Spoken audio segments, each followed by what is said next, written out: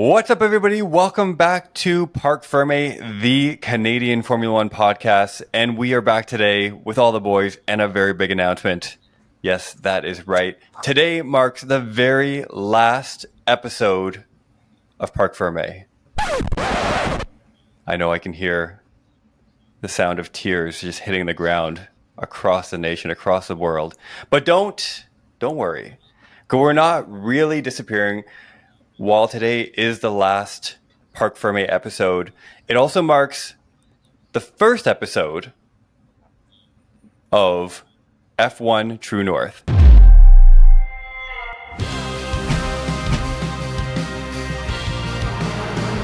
It's lights out and away we go.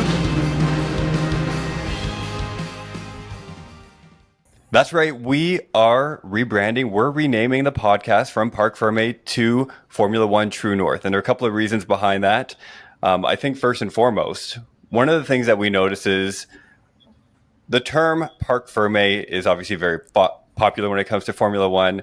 And, I'm going to shout out Zhou here because he was the one that came up with the very punny spelling of it. It was, for any of you who have actually paid attention to the logo, it's Parc Ferm because we are a Canadian F1 podcast. But turns out Google doesn't share our same sense of humor. They don't get it. Google is not very punny, not as punny as Zhou. And it made SEO a bit of a nightmare.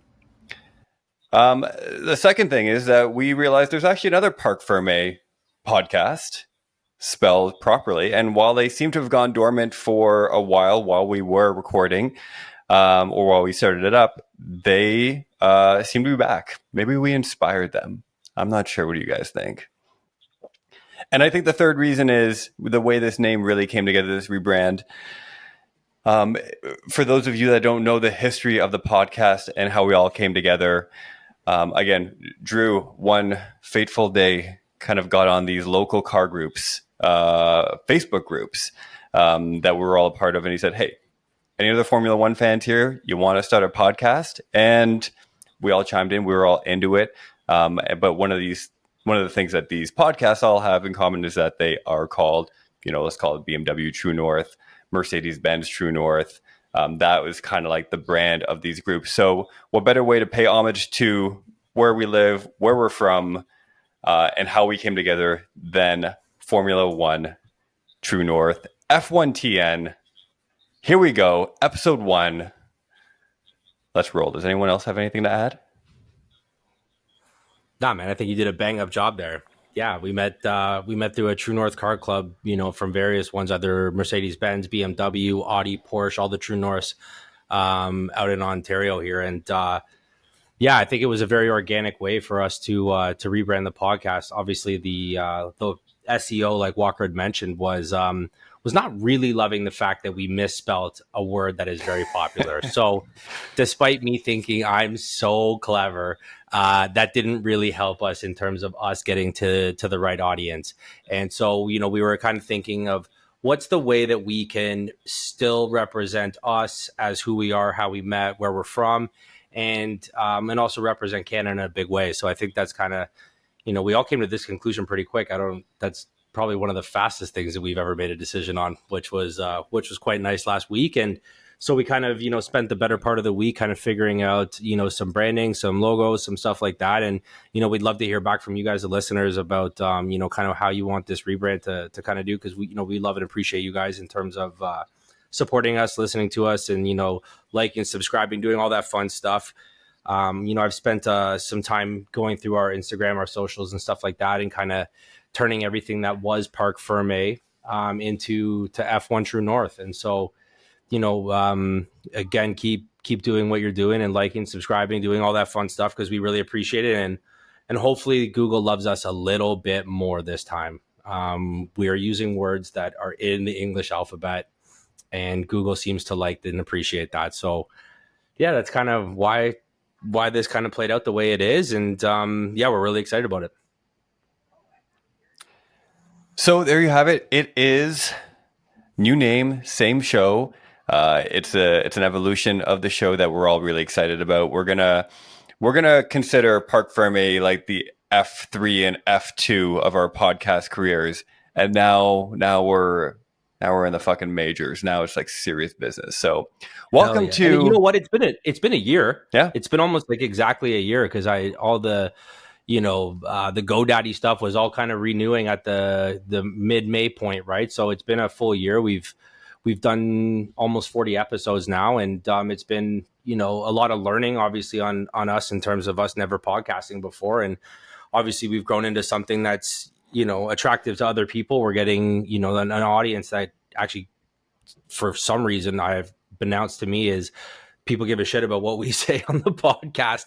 I had some people freak out and send me some DMs online being like, hey, you're in my weekly regiment of podcasts. Like, I look forward to it every week. Like, I noticed that your podcast had changed logos and stuff. I just want to make sure that it isn't gone. And so, like, people I haven't talked to since high school are reaching out and stuff. So, like, obviously the pod's getting out there to some people and strangers, and Facebook started lighting up a little bit about it too. So it's really nice to know that there's people out there that listen and like, and you kind of support us, right? So cheers to another year, guys.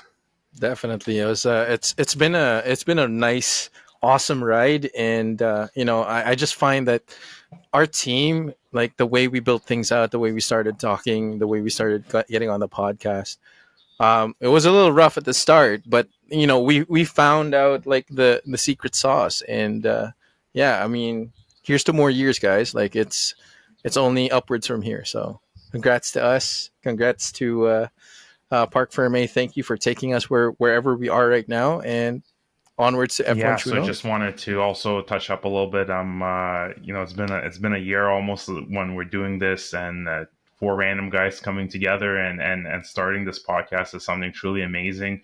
And the way we connected, the way we're learning every episode, the way we're improving.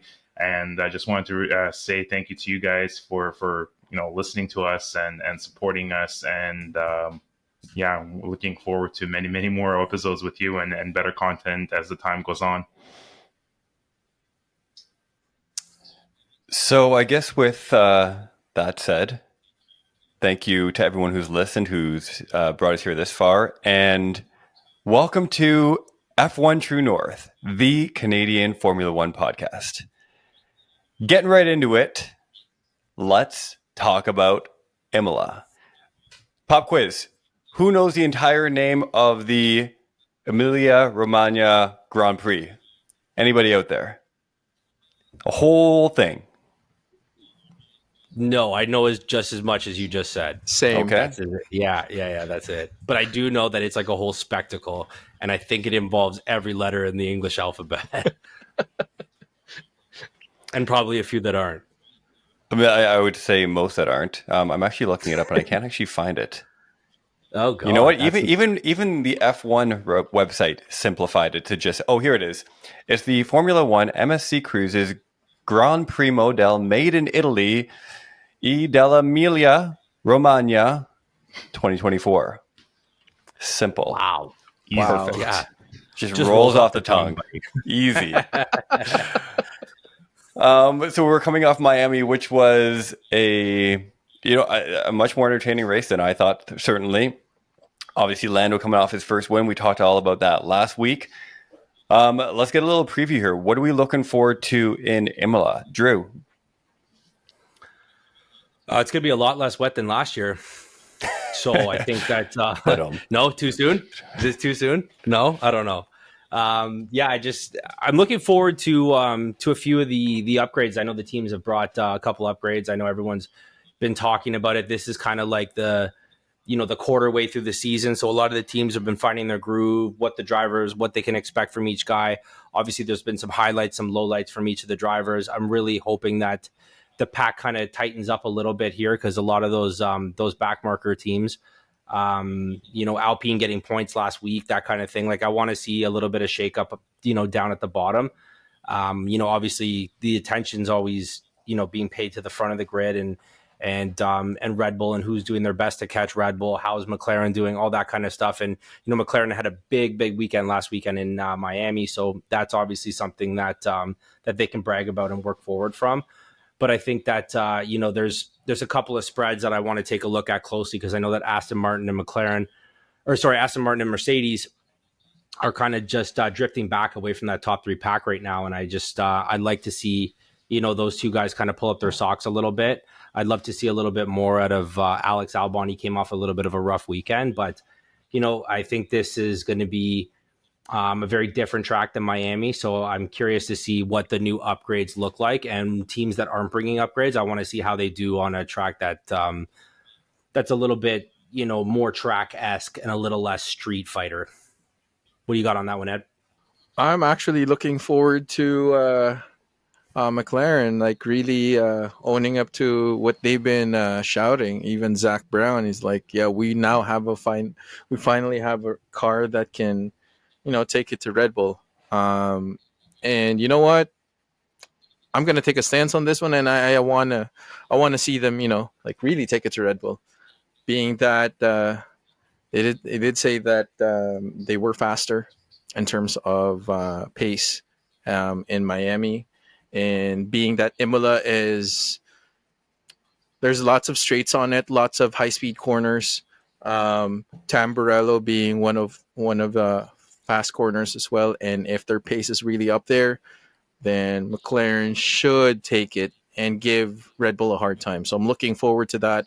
Mercedes, on the other hand, they're saying that they're going to be bringing out more upgrades for Imola. Again, proofs in the pudding. I'd like to see how that actually translates into the actual race. And just looking forward to a race in Imola again, and other things that could transpire within the bottom feeder teams as well.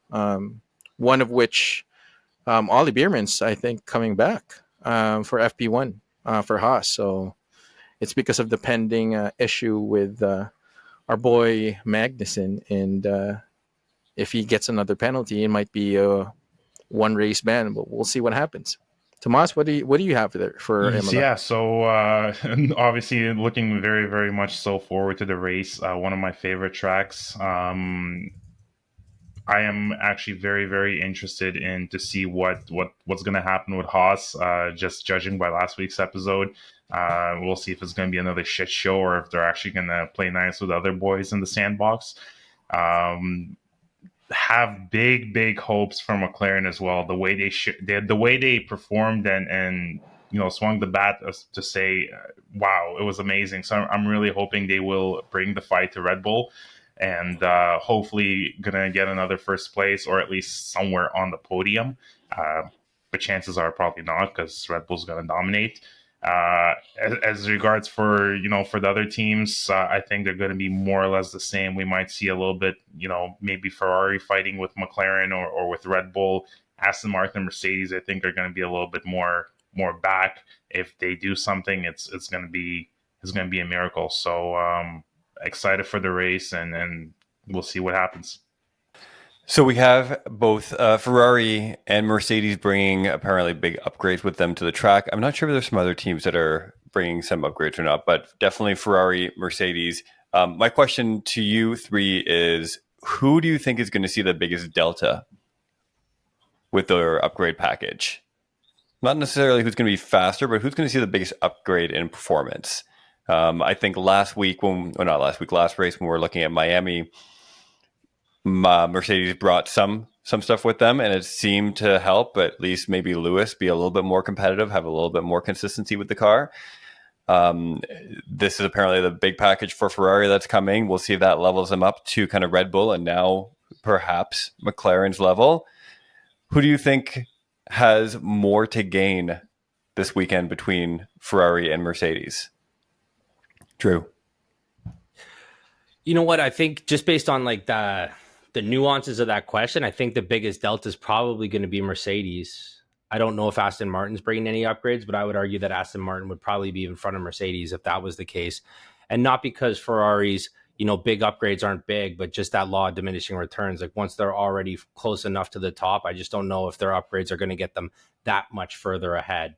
I think that they're going to be competitive to what we saw McLaren bring last time and that raw pace. And I think they might equal that, maybe surpass it a little bit. But if we're talking like in terms of timing, like I would argue that might be a 10th at most. You know what I mean? Maybe a 10th and a half, which is a lot. It's not nothing. But in terms of like, them actually taking the fight to Red Bull, I don't think that's going to happen. Now, in terms of like you mentioned, the Delta, I think Mercedes has a long way to go to catch up. I think they have a long way to go to catch up to McLaren, let alone Ferrari. So I think that if I don't know for certain, but if Aston Martin's taking, just historically over the last 8 to 12 months, Aston Martin's upgrades have actually done something. I would argue that Mercedes-Benz has definitely not been bringing upgrades that have done anything for them in any sort of big way. So if Mercedes, upgrades kind of actually do what they're supposed to do, I think they have the biggest delta. What do you got on that one, Thomas? I agree with you, Drew. I think I was going to say the same thing. I think Mercedes has a lot to prove and a lot to show for. Part of me also thinks that I expect a little bit too much of them, and I think I'm going to be disappointed.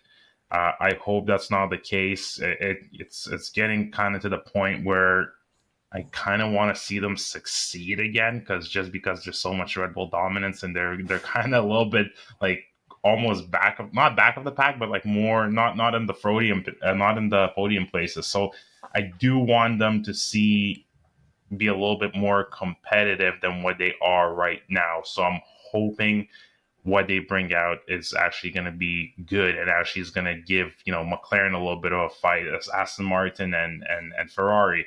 I'm hoping for a miracle. That's what I'm saying. But yeah, I'm hoping Mercedes would be the biggest winner here. Head. I don't know. I beg to differ. I think Mercedes is probably going to be just whelming this entire season. I don't think that they're going to be putting a lot of effort into like taking the car, making it competitive is one thing, but like winning, I doubt it. Like Lewis is out of the driver seat for Mercedes, and then they don't even have a second driver yet. And they know that the performance between them and McLaren and Ferrari is going to be leaps and bounds. So I'm guessing from my personal point of view that it's going to be a write-off. I think that Ferrari is going to be the one that's going to have like that different delta, because now they're seeing that McLaren has a resurgence. Red Bull is still I think up there. one of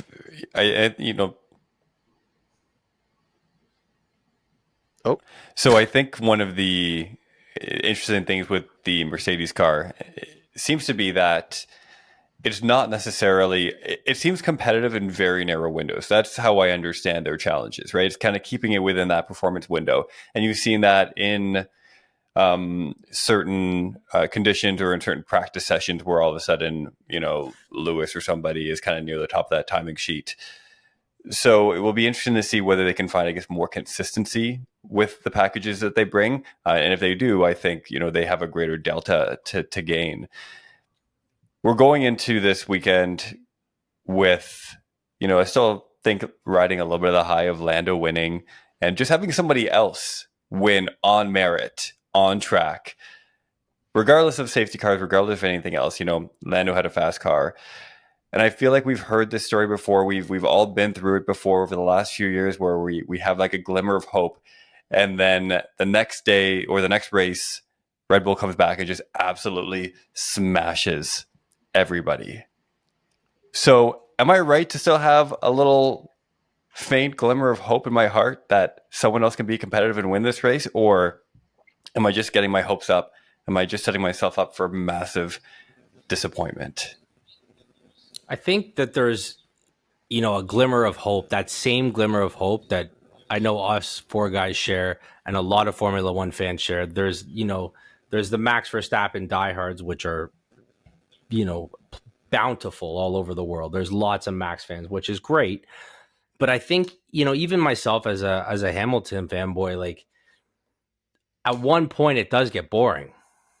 And like even when Hamilton was winning, he still had to fight for those wins. They weren't 25-second runaways on a habitual basis. So, I think that there's that glimmer of hope in all of us. We all have that, it's just like we all want to believe that Santa's real. And we all know it's not true and it's not going to happen, but like we still think about it. We still dream about it. You know, there's that kid in all of us. So yeah, I think Red Bull's going to come back this week and smash it. But I will say, on a caveat, I thought Max was very, very professional on how he handled Lando's win. He was not upset about it. He was very congratulatory. He was very graceful in terms of like saying that Lando won on merit, that he had a fast car and like he beat me. It wasn't I don't know. I just historically Max has been way more childish and kind of stomping his feet as he loses, but he was very graceful this time. And I have to say over the last, 6 months of racing, I've definitely seen Max Verstappen kind of mature a little bit, and it's been quite nice. That's a really interesting point. And it's like, is Max becoming more likable? Like, I don't want to admit it. Yeah. I feel dirty just saying that, but like, he kind of is. Yeah. Maybe, yeah. I'm warming up to it too. Honestly. Yeah. Well, fuck, for Ed to warm up to Max That's is something like new for sure. Yeah, that's a big it's thing. big news, man. Yeah, 2021. Big I'm still news. not over that thing. Oh But my god! still, That's like- just as rare as Thomas liking a Formula One. Like, oh yeah, how was the race? It was all right. Yeah, it was okay. I didn't really like it. It was okay. So yeah. From here, does anyone else want to chime in on Max? Yes. Red Bull dominating or not? Yes. Okay, take it All away, right, buddy. so yeah, as you guys said, Max is growing and maturing and becoming a little bit more likable, and I feel the same way about him. But I also think that Lando winning, I think, almost the whole world and the whole grid wanted to see him win, and he was so close so many times, and when that win happened, I think what Max and everyone showed was legitimate support and happiness for Lando.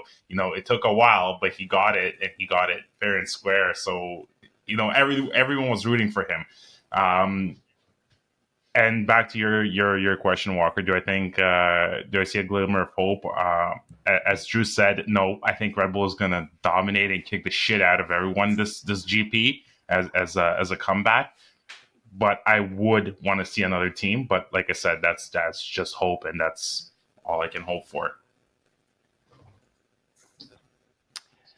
So with that said, when we were previewing the Miami Grand Prix, we didn't even bother choosing a 1, 2, 3. We gave an over-under on whether the pack was going to be over or under a certain time behind Max. And we all got that terribly wrong, thankfully. Terrible. So Terribly. my question now is, does Lando's win and does that change in the podium for Miami warrant us naming a first, second, and third place in Imola? Or are we still doing the over-under because we all expect Max to come back and smash? How do we want to approach Max this? smash. Yeah, I support that. Okay, so let's do the over-under then. I'm going to set the over-under at 10 seconds Max at P1. Is the closest car going to be over or under 10 seconds away from him? Drew? I'll take the under. Under? Ed? I'll take over. Okay. Over. Thomas? I'm going to go under because I'm just a fucking romantic. Helpless romantic. I can't. Someone's got to come close, but we'll see. Okay, number 2 and 3 then. If we got Max winning, who do we have second and third? I want to see Chuckles LeBuckles on 2. I think he's deserving of a podium again, and I think that that this might just be it. And I think that after kind of how things went in Miami, I think Checo Perez wants to be up on that podium, and I'm going to put him for 3. Ed? That's fair. But you know what? I'm gonna stick to what I said, and I have Lando second and Carlos Sainz third. It's great Thomas? minds think alike. I was going to say as well, Charles Leclerc second and Sainz third. I see a Ferrari 2-3 in this one. Okay, yeah. I'm echoing Thomas. I have Leclerc 2, Sainz 3, and I obviously think that might happen. That's my prediction, but it also acts as a really good segue into Audi because Sainz and Audi, there's still like this limbo that's happening. Apparently, Sainz has until the Monaco Grand Prix to make his decision on Audi. If not, they're floating some very interesting names in terms of a replacement or filling that second seat. We all know they have Nico as their first driver right now. Another rumor, which Drew brought up, which I don't know which fucking publications you're reading, has Zhou as the number 2 driver. I think it Where are was you pulling kind this of stuff from? I think it had to do with the sponsorship. It was the money that it was coming Even from. with Audi? Even with Audi as like a Even with- title sponsor? Yeah, man. It had to do Interesting. with the money. Yeah. I think it's a good play? I don't think so. I think there's better drivers on the grid. Do I think there's value in keeping Zhou on the grid? I think there's a place for him. I don't know if that's it. Mm-hmm. I don't know. Like, because there's someone like Logan Sargent who could go very quickly. But then, like, is that where Kimi Antonelli might take a seat for a minute? Right. And then, then you think about what Haas is going to do. I just don't see Joe Granu at Haas. Right. So I don't know. Like, I don't know. I'm kind of perplexed on that one. Like, I know Andreas Seidel was very adamant about why he wanted to take Nico Hulkenberg early days. And he was super excited about just his consistency, his, attitude around the paddock and his winning mindset and, how he's consistently a fast driver. They could get him, an experienced guy like that with the pedigree. And obviously he doesn't have the wins behind his name, but that was obviously very team oriented and, kind of where he was stuck on the grid based on his team. But, they obviously wanted to go with somebody who might not be a rock star, but they're solid every day kind of thing. And they felt like they could build the team around him and maybe perhaps train some of the younger guys up the ranks with Nico. And so Andreas Seidel was very, passionate about that. And he's spent some time back building the new Audi headquarters because they're going to be a works team. So they're getting onto the building up the manufacturing plan in terms of, creating engines. So it's obviously they have a lot of spoons in the pots. And there's a lot of things going on right now at Stake, F1 Team, Kick, Sauber, Future, Audi. So I'm very excited to see where this goes. If their livery is anything like that, kind of like orangey, red, black, and white and gray one, it's going to slap. I'm all about that. I can get way behind that livery. So, I'm excited to see them on the grid. And I think that Andreas Seidel's a great puppeteer in terms of like putting things together. So obviously I trust his opinion if he wants to go with Nico. I don't hate the idea. I think the other drivers should either be a young gun coming up and kind of taking them through the ranks and just like, finding that diamond in the rough that just needs a little polishing. But, I don't think they have that opportunity at this moment, but who knows what's going to happen in the next 36 months, right? I mean, that's a tough situation, really. Like you don't know what's going to happen next, like in terms of what choices do they have. I mean, Carlos Sainz, whatever it is, like I don't know what he's waiting for. Yeah, I think that's it's probably the Red Bull seat or probably a Mercedes seat or somewhere else. Because I know that he said it multiple times that he wants a winning car. He wants to be the lead driver, so on and so forth. I mean, he has, Audi. That's going to be a good chance for him. But I don't know. Honestly, don't know what he's waiting for. Guan Yu Zhou, like being in Audi, I think would be a good plus, being that he'll bring some sponsorship money. Like one of the key indicators with Audi initially was like the money part is one thing. Being able to take over the entire team is another thing. But of course, like coming into Formula One being a works team, you need that budget. So Joe is going to definitely bring that money in to the team if that were to happen. And I've also heard too, like either Ollie Bierman for Haas, Guan Yu Zhou also coming into Haas as well because of the money. It's all about the money at this point. But really, like I honestly, me personally, I want to see Carlos Sainz in the Audi team because I think that he's going to kill it. And Audi's going to come out of the gates with all of their experience in Le Mans, and be like, who knows? They might scare the entire grid next year and start really like, yeah, we're a team to be reckoned with. So we'll see how that goes. So Tomas, what do you basically, I think? think what we touched up upon a little bit a couple podcasts ago, last podcast, Hulkenberg Audi wants to have like a German connection there. I think that's one of the reasons why they picked him. I don't see Zhou coming to Audi, even if it is about the money.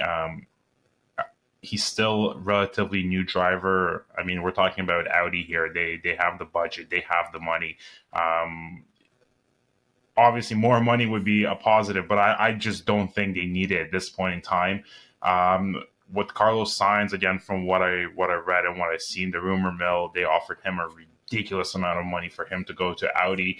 I believe his father, races for Audi or raced for Audi, something like that. So they're really keen on having him as well. But I don't know what Carlos is waiting for. I think, he wants that Red Bull seat or the Mercedes seat. He wants short-term contract for bigger winning prospects, I guess. So I think that's what he's holding off. But I think it would be a huge mistake if he doesn't take the Audi offer. It's there for now, but it could expire essentially any day. He might not even get the Mercedes seat or the Red Bull seat. What he's doing is a smart play, waiting for his options, figuring out what's going to come. Maybe something else is going to come better, but I would love to see him in Audi. I think he should go to Audi, and I think Audi is going to be a very, very good team. Maybe not the first year, but they seem like they will have the budget, they will have the people, and they're going to be a force to be reckoned with. Well, we will see lots of apples in the air. Is that the saying? That's not the saying. Lots of hats in the air, something in the air. And just, through this, obviously, there are going to be some careers that are made, and there are going to be some careers that are just, unfortunately, absolutely decimated. So with that, from dying careers to deceased drivers, this is 30 years of Ayrton Senna's tragic death. I know, Ed, you wanted to acknowledge this moment as well, being a big Senna fan. Could we just take a moment to congratulate you on that unreal segue from dying careers to dead drivers? Wow. Can we just stop? That needs to be recognized for a moment. I'm not sure if I should be proud of that or scared of that. I'm not sure what the reaction is going to be. I don't know. That was journalism at its finest. Yes. Honestly, that was so smooth. Thank you. Ed, take it away, buddy. Save this. I'll try to.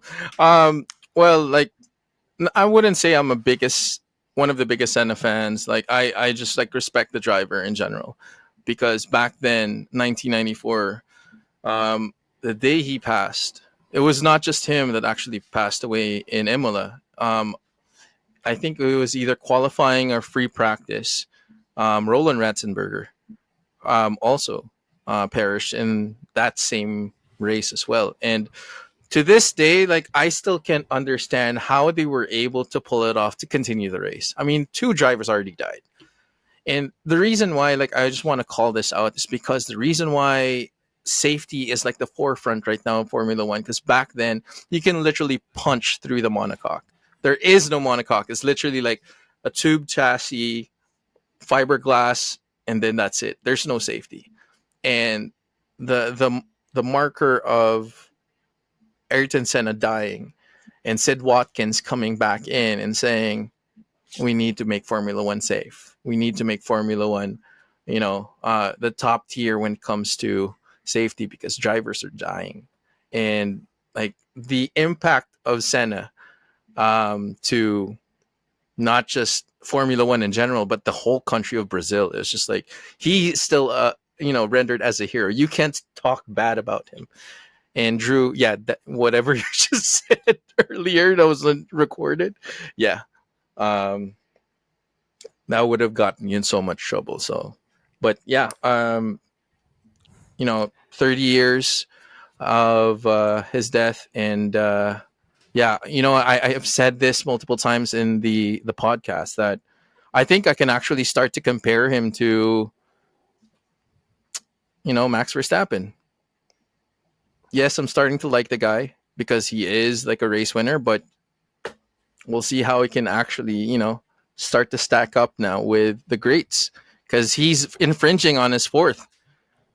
And they were asking him, I think there were a bunch of interviews that, can you make it to 8? Can you beat Lewis to 8? We'll see. But you know what? Imola is upon us. Super excited what's going to happen. Lots of things up in the air, as you said, Walker. But yeah, we'll see how it goes. Are you guys ready for another epic segue? Yeah, let's You do ready? it. Let's let's do do it. it the way you set I'm that on a up. fucking With roll that right set now. up, I know better it's going to be really now. good. It has to be. Okay.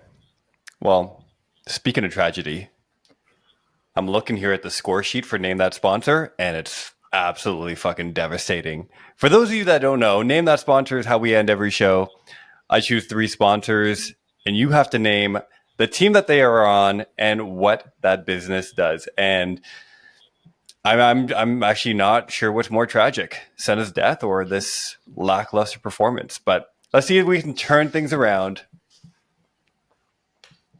With Name That Sponsor, let's bring this energy back can up. we take a moment while we still have F1 True North, its maiden voyage? Can we set some ground rules that we stick to with this game?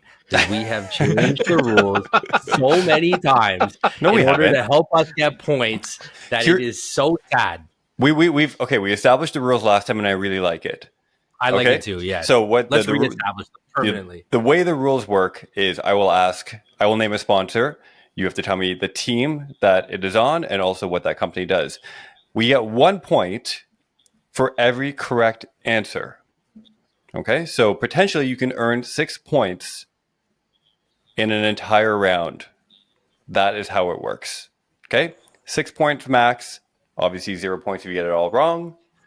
The first sponsor this week is Bang & Olufsen. Bang & Olufsen. Bang & Olufsen. It is it's a stereo audio company. Bang & Olufsen makes speakers. I don't know what else I'm sure I know they do at least that. And what would they be on? Bang & Olufsen's in what cars? Let's go with Mercedes. Okay. I'm gonna say Aston Martin. Same thing, like audio equipment, speakers. Mm-hmm. Audio Ed? equipment, speakers, Red Bull.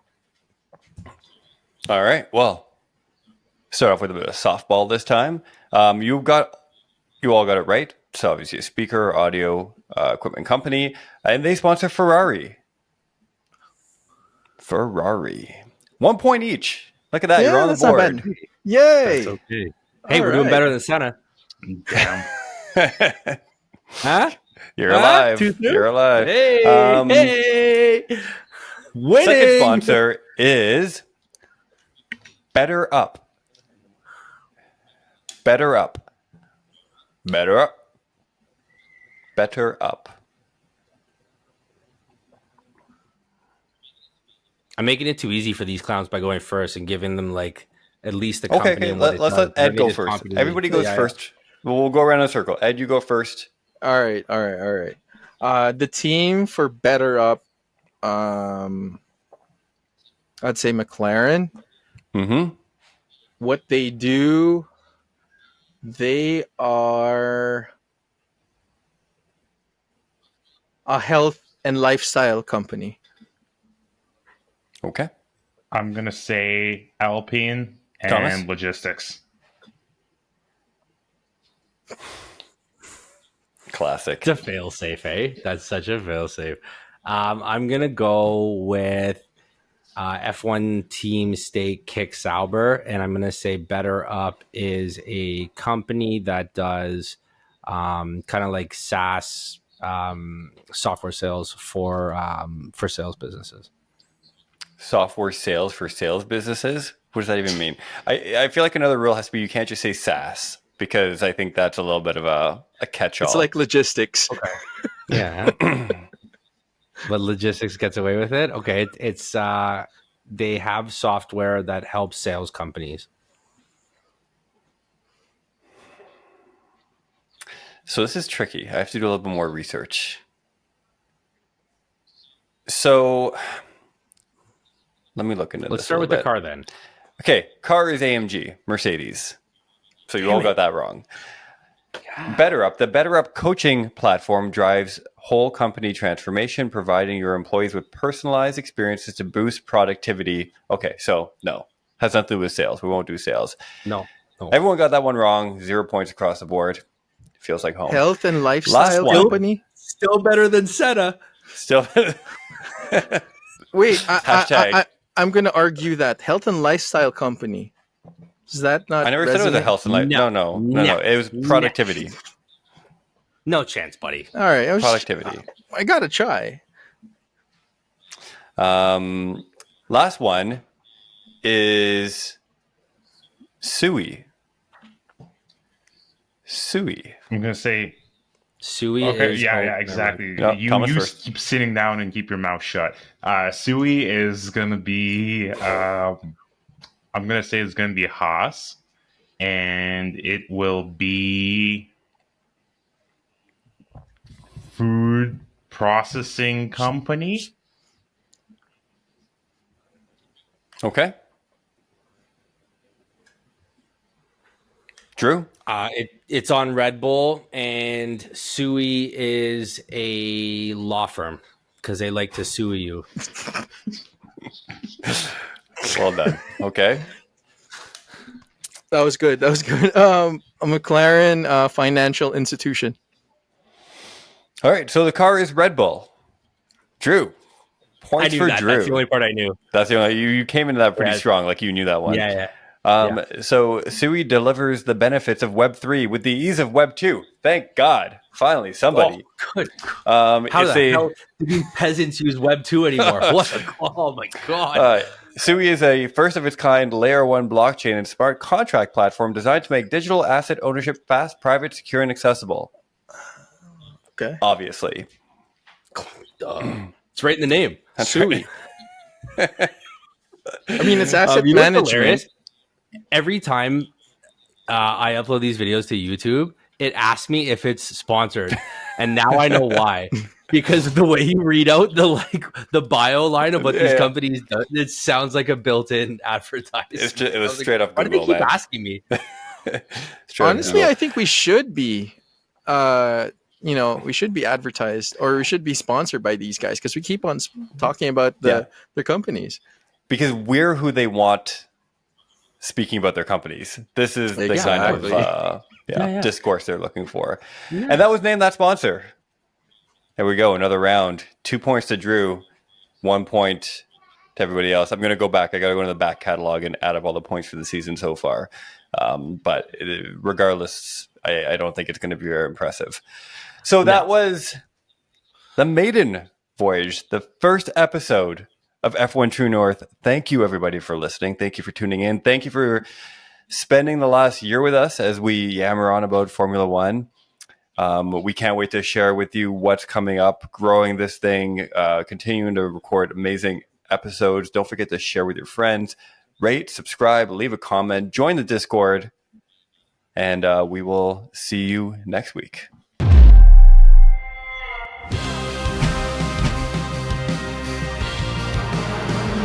It's lights out and away we go.